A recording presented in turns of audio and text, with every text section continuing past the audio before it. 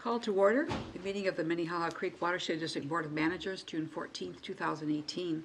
All managers are present except Manager Becker.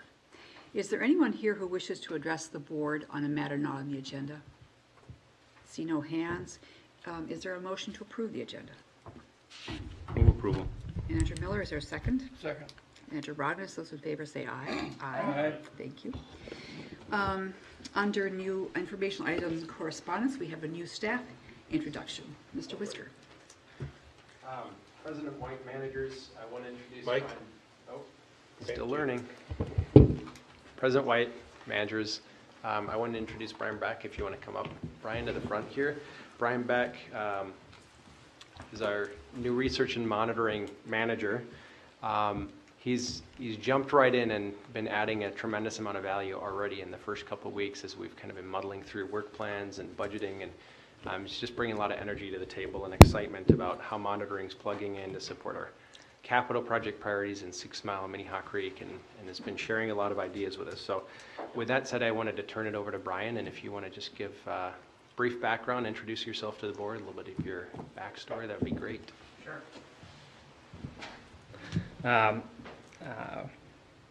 Board of Managers.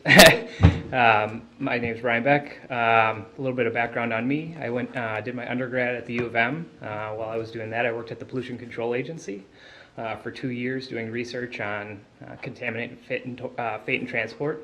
After that, I worked at Ramsey County after I graduated for a year. In between that, after I graduated with my undergrad, I went to grad school at UMD doing contaminant fate and transport research again. For mercury and sulfate in northern Minnesota. After I did my graduate work, I worked at WANC for about 5.5 years. Doing some work with Minnehaha Creek Watershed District over those years, so I know the district pretty well, some of the projects that are going on. So that's a little bit of background about me, so if you have any questions. Managers, any questions for Mr. Beck? What kind of transport was that? Contaminant fate and transport. Fate and transport? Yep, so essentially it's just looking at how, and my focus generally was mercury. So how does mercury get into a system?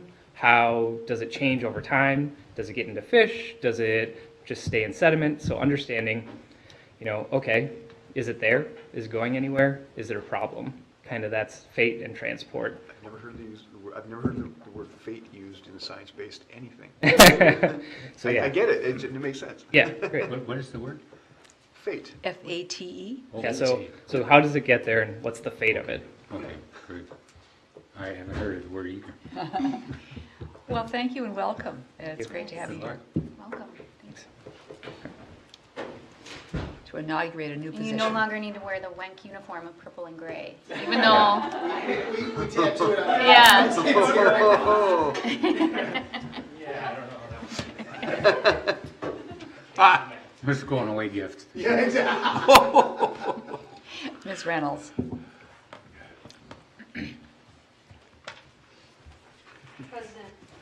We'll get that going. President White, managers.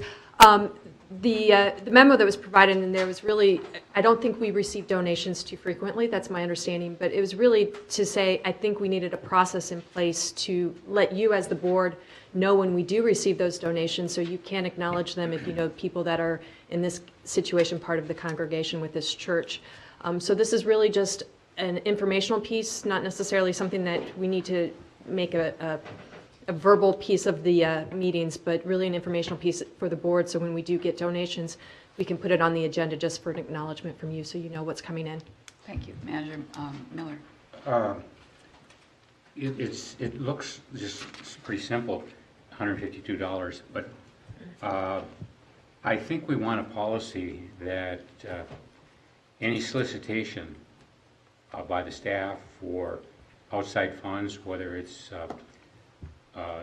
funds or services or whatever, I'm thinking of the cleanup, etc., that the board approves the contribution before it's accepted, because I think it's critical that we know what's being solicited on our behalf. Good point.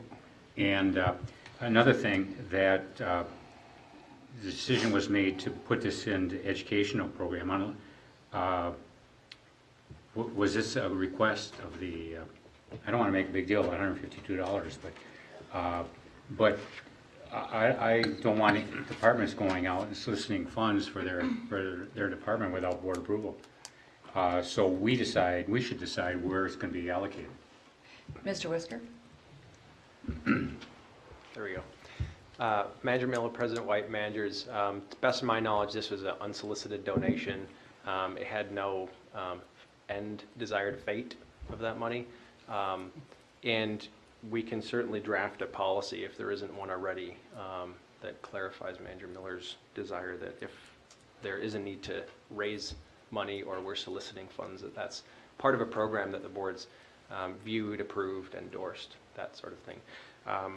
We don't, as Kathy mentioned, we don't receive donations very frequently, and it just seemed to make sense to make the board aware of it and have some sort of process to acknowledge, receive, accept, and then know where it's going and that it has no affiliation with religious programming or anything like that. That was some of the advice I received from council. Thank you, Manager Shackleton.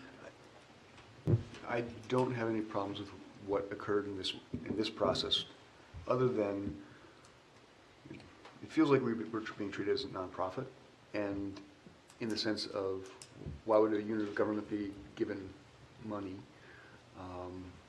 as opposed to Hennepin County or any municipality, and it'd be. I think I second the idea of having a process that's kind of followed, and I think of different grant funds that we've had in the past that came about because of requests, and there may be a mechanism for how we should accept public funds that are given above and beyond levy, but we should think about what that process should be and what that should look like. And I do think, to Dick's point, that if money is going to be received and allocated, that should rise to a board level discussion. We did set a policy on grants that before grants are requested, the board has to approve the application.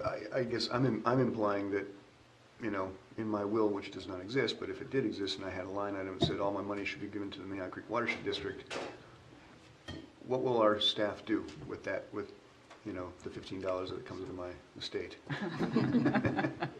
And Buy lunch. He's optimistic, isn't he? Well, I think there should be a process, and I think it should be explicit. It shouldn't just be an at-will thing. Manager Olson? I would concur with what Brian just said, and that is, in addition to the upfront solicitation aspect of it, that when the donations come in, we behave more like a city or a municipality does. My city councils, for example, say, got a donation for $100 for the fire department, do we all accept it? And they say, who is it from? And they say, who is it from? And they say, well, wait a minute now, that person is trying to do a house development project next to the fire department. Let's explore this a little more. They discuss it in order to accept it. So that's the receiving side of an unsolicited donation would also be part of the board's discussion. So That all sounds very good. Are there any other ideas? I have a question. Is Prince of Peace one of those churches that was participating in the congregations who were doing restorations or rain gardens, that sort of thing, in their properties? I don't know the answer to that, but I can find out. Okay. So we'll have a policy developed, everyone's in agreement with that, about accepting gifts. great. Thank you. We'll work towards Just that. when I was practicing law, I represented government bodies that did have gifts, and it falls into like neighboring slots in the Internal Revenue Code. So charity for charitable purposes, government for governmental purposes, basically. So it isn't an unusual thing or an unheard of thing. Okay. Thank you, Ms. Reynolds. Thank you.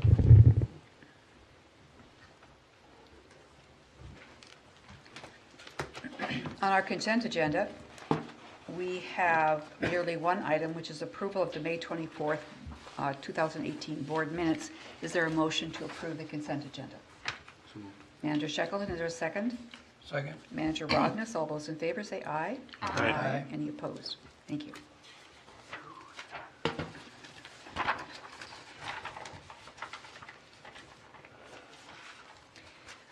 Item 8.2, board updates. I wanted to mention just a couple of things that concern MAUD. The resolutions process is going to be changed a bit so that we're looking at earlier in the year, and the process will get started. So that will be, details are being worked out on that.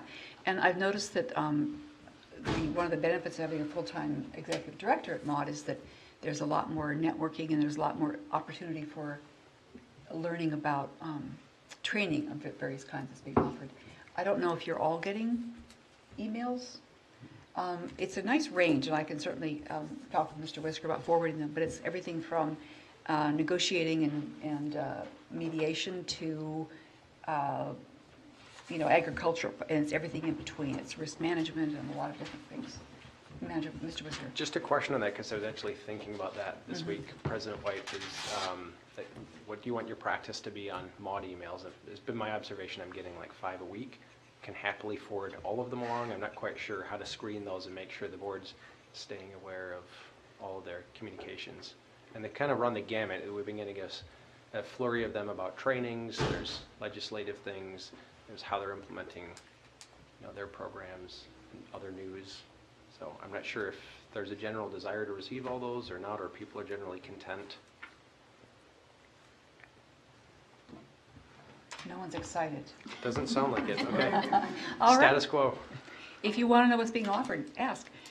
Manager Robbins. A lot of times we complain that we just don't get enough information from them. So that we question whether our membership in that organization is of any value. Maybe we ought to get the information and then decide. What about a little summary email saying there are training opportunities in the field of this and this and this? Anybody interested, I'll give you more information? Just do a summary once in a while? Oh, sure. Would that work? Yeah. What, do they intentionally send 5 a week instead of 1 a week that summarizes all those areas? Maybe there's a little bit of hyperbole there, but there's certainly a lot more communication than I have ever seen out of MAUD before since Emily has become executive director, and that's specifically because Manager Rognes pointed out there's been a lot of criticism in the past about not enough information. I think they're calibrating around what's the right volume. So right now, President White and I pretty much get all of those, and if you're not forwarding them and the board wants to know how much they're communicating, I can certainly make sure you get all of them and you can see for yourself. Once they find the right balance, you can add me to the list. Yeah. So I have Manager Rognes as a volunteer to kind of test drive, see how much bandwidth he has. You have to do some mind reading to figure out what the I right know, balance right? is. Glad I asked for clarification. Okay. Whoa. So, is there, Manager Loftus, we could use a report from Operations and Programs Committee meeting. Yes, thank you, President White. This evening we talked about the budget, and Mr. Whisker gave an impressive presentation, and we are on track to keep working on that throughout the summer. We also talked about operational priorities for 2018. Just boiled that down to the 3 or 4 things we must get done this year.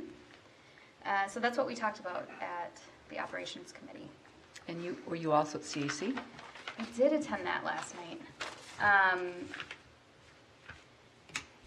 It was a tough meeting to attend. It felt, unfortunately, like a repeat of last year's meeting, where there was a bit of frustration on their part and a little bit of confusion on what do we do now that we don't have grants and cost share, what should we be doing, what's our role, how do we get in sync with the board. So there's still some frustration on wanting to be helpful but not knowing how to do that or what they should be doing. So I think we definitely have some work that needs to happen there. I guess next steps that I would recommend is number 1, maybe we share the budget update we got tonight with them sooner, maybe next month rather than later, so that they feel they can give some feedback on that. I think We're going to refine this for 2 months. We should be giving it to them now. Yeah. So that whole pack we got tonight, we can. I think they might have some ideas on the work plan format or They need some direction, and one of the things, you know, they've got a couple ideas of, they'd like more input on agenda planning, and I don't know what the right answer for that is, but I think we as a board need to have a discussion about it, because it's been at least a year, if not longer, that they've felt this way, and so I'd recommend we put it on our next committee meeting so that the board can discuss it more. Can try and have that be productive. Manager Miller? I thought we addressed this issue last year. We didn't do it effectively, apparently. Well, there was a plan submitted, and maybe we should examine that and find out what needs to be done to make it more meaningful. 'Cause there's a lot of talent there and a lot of interest and enthusiasm, and it's unfortunate that it's not being properly used. Mr. Whisker?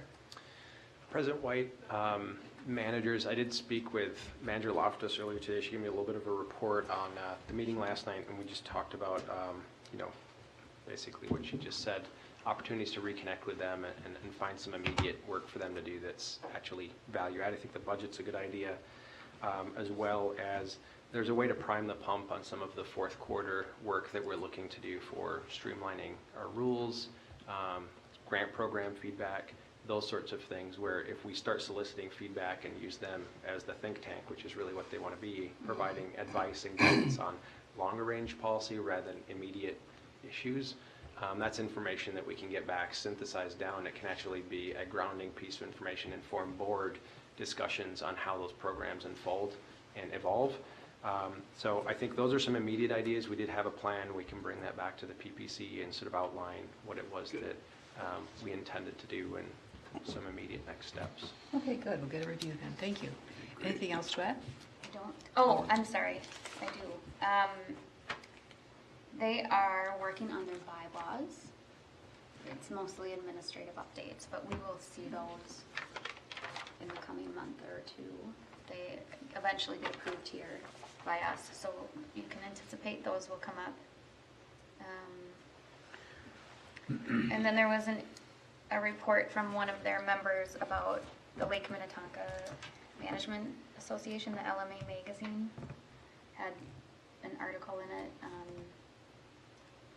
I haven't read it, so I should dig it up, but that was a topic of conversation as well. So those were the two other small items of discussion. Was it a positive or negative conversation? I believe I synthesized it as, I guess the articles were, not us specifically, but agencies are too focused on phosphorus when the pollution in Lake Minnetonka is even worse than before, and we should be focusing on AIS, was kind of the focus of the article, which, you know, we don't agree with that, but it was a topic that they talked about. Manager Olson?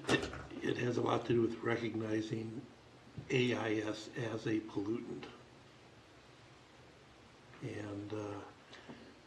And we tend to look at the biology of the water, not necessarily the participants in the water. So Where are we in The dance floor, not the dancers, maybe? yeah, Where are we in the muscle cleaning out the water and then polluting the water cycle? very clear water right now. and Okay, so Most of the lake. 2 or 3 years is Yeah, where it may change? Yeah, we're making an impact on Halstead's Bay and Jennings Bay as we speak. But We or the zebra mussels? we, Okay. and then as those bays clear up, the zebra mussels will move in. Right now, those bays don't have too many Yeah. because they're full of the algae that's toxic to them. But as time goes on and those bays clean up, they'll move in. So it's basically a no-win situation. Unless you like really clear water. I do. Thank you, Manager Loftus. Our upcoming meeting and event schedule is as listed in the agenda. Manager Becker will attend next month, CAC, and any other managers, of course, who wish to. We'll move to item 11.1. We have Becky Christopher, Resolution 18-055. Thank you, Madam Chair, managers.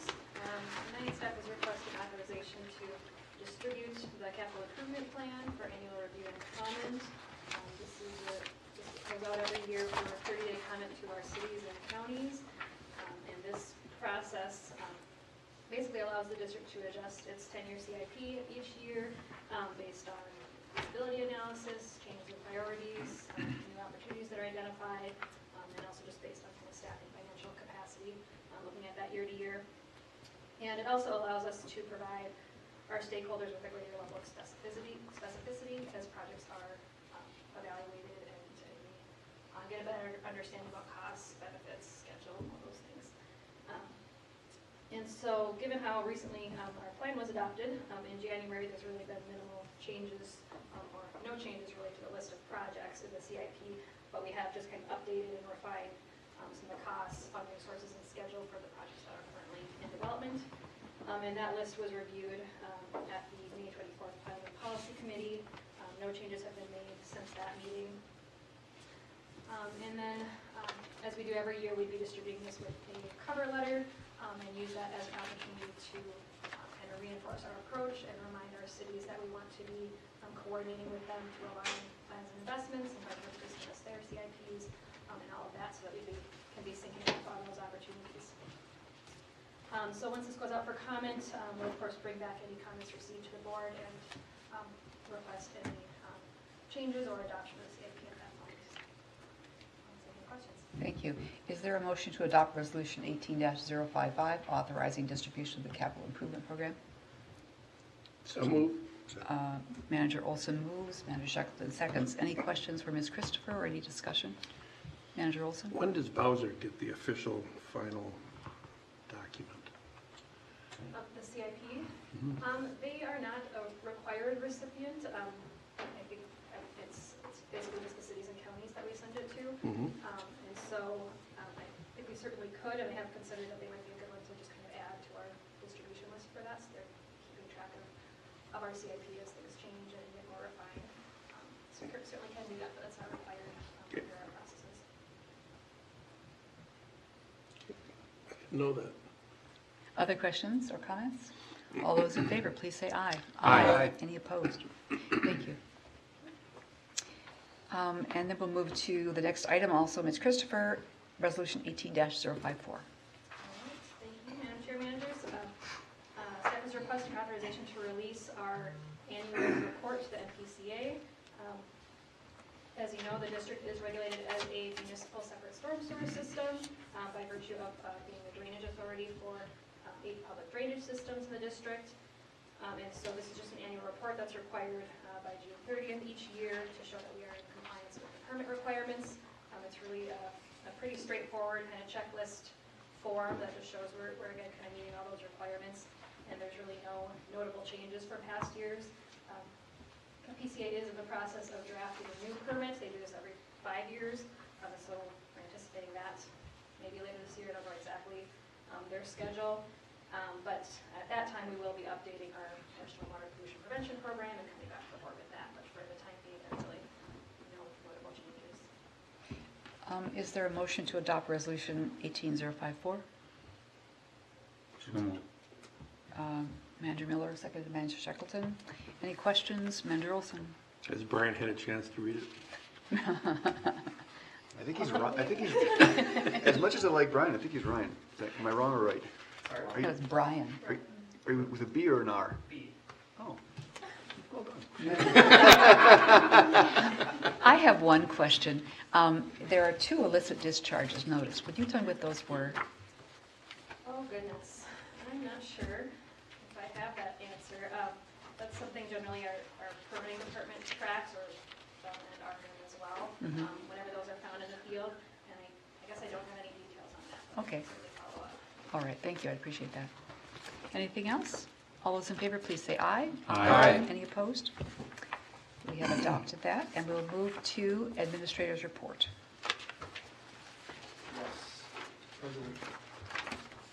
President White, Managers, just a couple of items tonight. Mike had asked me to let everybody know that we're in the middle of kicking off the master planning process with Kraus Anderson. Really, the folks of the discussions to date in the couple of meetings that he's been to, and then I attended the most recent one, is just to navigate and delineate a clean, strong start to the process. And one of the things that we're really focusing in on the front end is sort of setting up a panel and an approach with the district, the city, Krause-Anderson, to review the concept that was submitted through the RFQ and provide sort of 360 critique on that to make sure that we're all synced up on the parts of the vision, the public components for the site and how those mesh with Krause-Anderson's needs for the property. So you can expect to see something from staff soon, outlining what the kind of milestones are going to be for the next 30, 60, 90 as we get into that process. The general thinking is not to jump immediately into negotiation of terms and PUD process, but to really sync up on expectations, since at this point, Krause-Anderson really just responded to the qualification document and what's been on paper. So we're trying to design a little bit of a process where everybody can engage in that and talk to each other face to face and sort of take that concept apart, put things back together, make sure we're all aligned in terms of expectations.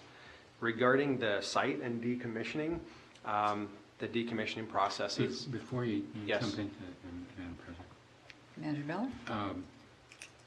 I think it'd be really important to have the two council members that were on the selection committee to be engaged in the further process to make sure that we have the policymakers fully aware of the developing of the program in partnership with the Watershed. Sure. Well, we'll take that into account and we'll talk to the city and we'll report back with a process that kind of meters out how that might work. Great. Thank you. So as far as decommissioning, cold storage, Mike had let me know that the facility is finally fully accessible after the removal of the ammonia piping and some of that mercury contaminated material. As far as the budgets, he was giving you pretty regular updates on what some of those decommissioning costs were going to be. This is getting a little bit technical for me, but a lot of the aluminum fins from the cooling system for the brine are made out of aluminum. We've been able to salvage those, recycle those, and that was sort of an unexpected savings of about $35,000. And then the piping disposal costs came in cheaper, and we've saved $16,000 there. So some good news in terms of decommissioning. We're almost done, and right now we've saved about $51,000 from his original estimate that he provided the board.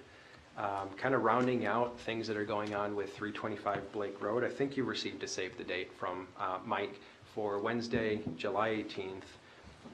Looking to have the board, Hopkins City Council, and any interested members of the subcommittee attend a tour of the downtown block, the development that Krause-Anderson's put together. And that's a publicly noticed meeting, so everybody's welcome. We can get together with City Council and, whether Edina, St. Louis Park, Hennepin County members decide to show up, you could network with them, get a tour of the facility, ask some questions, get to know Krause-Anderson a little bit better, and see a really interesting project that they've put together downtown that fits together a lot of unique components. So we're excited to go see that and go check it out.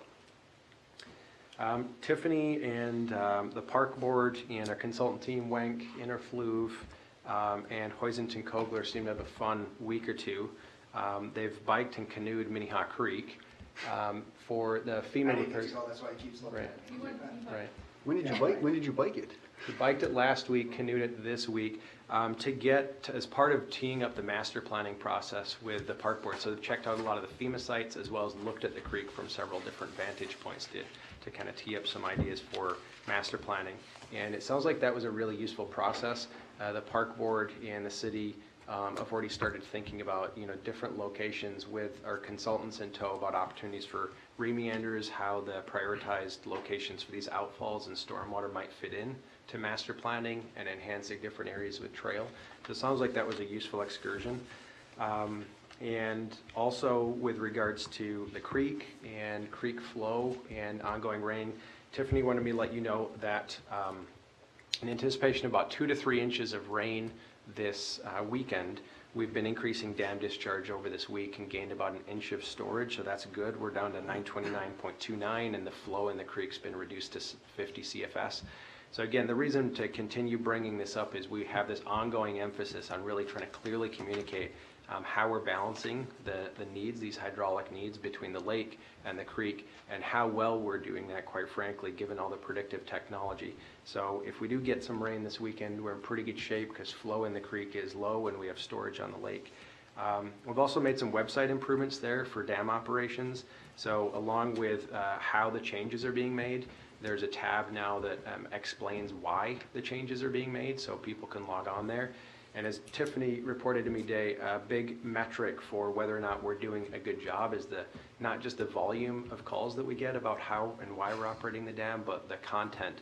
And she's had a noticed uptick of people that are actually complimentary on how the dam operation's going, which I'd say is not usual. So that's kind of good marks there. And as we move forward and look into next year, we talked in work planning earlier today about some of the works that communications is going to be doing to support projects and our strategic needs. And I just wanted to mention they're going to continue emphasizing how we build out the website. They've started making some contacts and are looking at how do we get an actual animation on the website that explains lake level, creek flow, how the system works, how the dam is actually operated, some videos, that sort of thing. So that'll complement the ongoing updates that we're putting there, because that's high traffic portion of the website. It's one of the things that gets the most hits, and it's high volume of calls too. So the more we can do to communicate what we're doing and why we're doing it, the better. And that is what I have, unless there's questions. Manager Olson. James, you mentioned the dam. Tiffany, how did the repairs last year go, and what condition is it in right now, would you say? President White, Manager Olson. The dam repairs went well. We wrapped those up, I think, late this winter, early this spring.